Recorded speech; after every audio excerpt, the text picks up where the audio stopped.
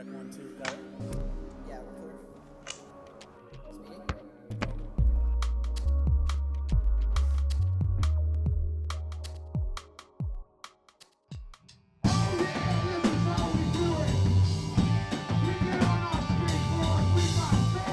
The name of the band is GFP, stands for General Fucking Principle. Sometimes when we tone it down, it's Generation for Peace. And this is AWOL, he's our drummer. Original Suicidal homeboy. Right here, Greg Hetson, super punker. Crazy Tom Davis. And I'm Mad Doggy, also known as Tony Alva. Tom needed a bass player. That's how I got my start with the band, and he called me up and asked me if I wanted to play in a band with them. And then everybody else just started drifting in. I don't know how I ended up in the band. They drafted me. Like literally, like, you're in the band. I'm like, okay. We dragged him in the studio, and then he drifted into the playing first bass. Yeah.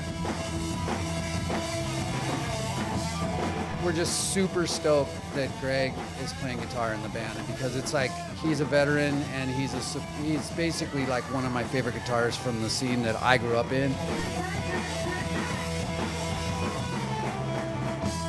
With us, it's Greg's usually last. You know, I was saying earlier, well, he's kind of on a different clock, what we'd call, I guess, the veteran rock star clock. I've known these guys all collectively for probably 350 years altogether. So it's finally never got to collaborate with them, and I'm happy. Well, we're standing in front of my 57 Chevy stepside truck that I got from my friend Tony G for $1,000. We pulled it out of the weeds and some basic headers. It's my little side jobby.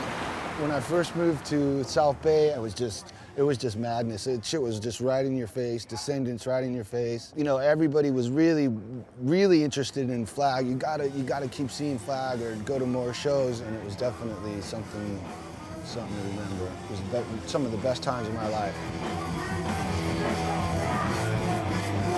I mean, early on, I was influenced by the same thing everybody else was influenced by, like classic rock, what they were playing on KLOS here in Los Angeles. I had an older sister who came on the punk rock scene, and she turned me on to things like Wasted Youth and the legendary Circle Jerks, Black Flag, everything from the neighborhood, because I'm a West Side kid as well. So, I mean, I just kind of grew up in it, you know?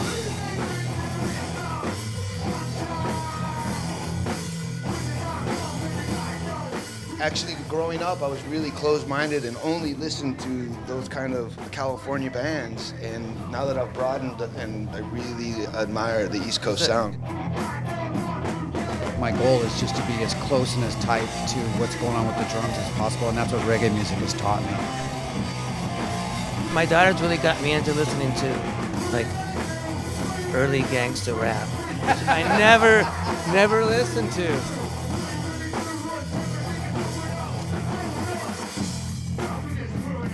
Actually did some recording, and we're just gonna finish it up and put out a 7-inch. I think the ball's in my court because I got to lay down some tasty licks on the guitar, and then it should be done.